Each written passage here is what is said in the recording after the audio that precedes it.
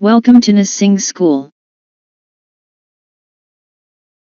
Welcome to Nursing School. Welcome to Nursing School. Today we are going to discuss about pressure ulcer or bed sore. Its development and management. Pathogenesis of bed sore. Pressure ulcers itis also called decubitus ulcers or bed sores.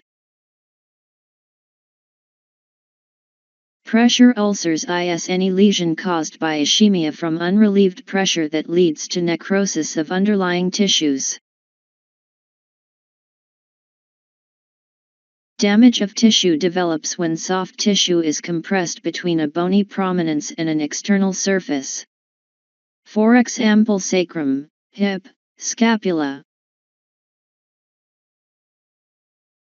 Pathogenesis of pressure ulcers or bed sore. Process start when there is prolonged pressure that cause disruption in blood supply to capillary networks, and this will impede blood flow to surrounding tissues.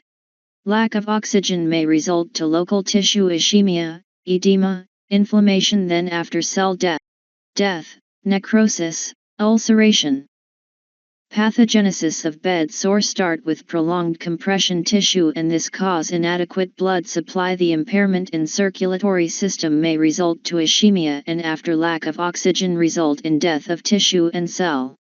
After death of tissue and cell, the died tissue it become necrosis.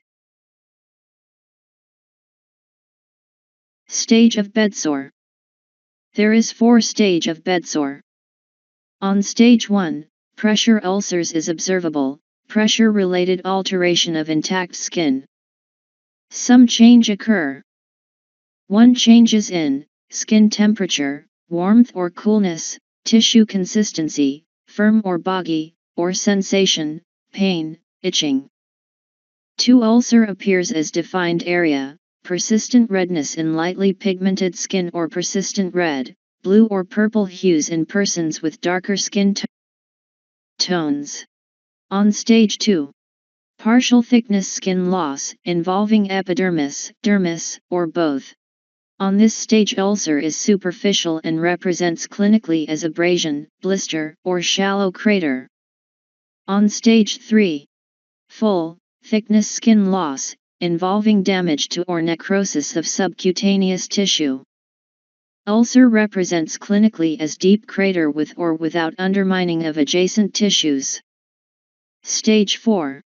Full thickness skin loss with extensive destruction, tissue necrosis, or damage to muscle, bones or supporting structures such as tendon, joint capsule.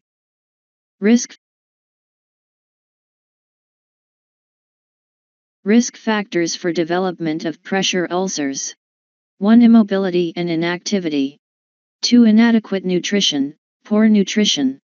3. Fecal and urinary incontinence. 4. Chronic medical conditions. 5. Advanced age. 6. Diminished sensation. 7. Decreased mental status.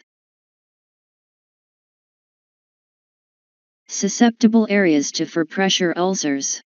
Supine position, occipital, scapula, elbows, sacrum, heels, back. Prone position, breast, penis, knees, cheek and ear, acromial process, toes. Lateral position, side of head, temporal, ear, cheek, shoulder, acromial process, ischium, greater trochanter, knee, malleolus. Nursing management.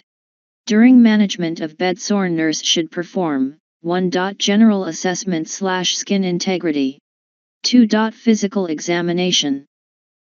Assessing wound. When assessing client's wound, document characteristics of wound and surround location and size, color, conditions of surrounding skin, drainage, exudates, color and amount, blood stained, serous or purulent, temperature, pain, wound closures. Management of pressure ulcers. Stage 1, to remove the cause, massage, changing position frequently, at least 2 hours, continuous assessment, ensure good hygiene and nutrition.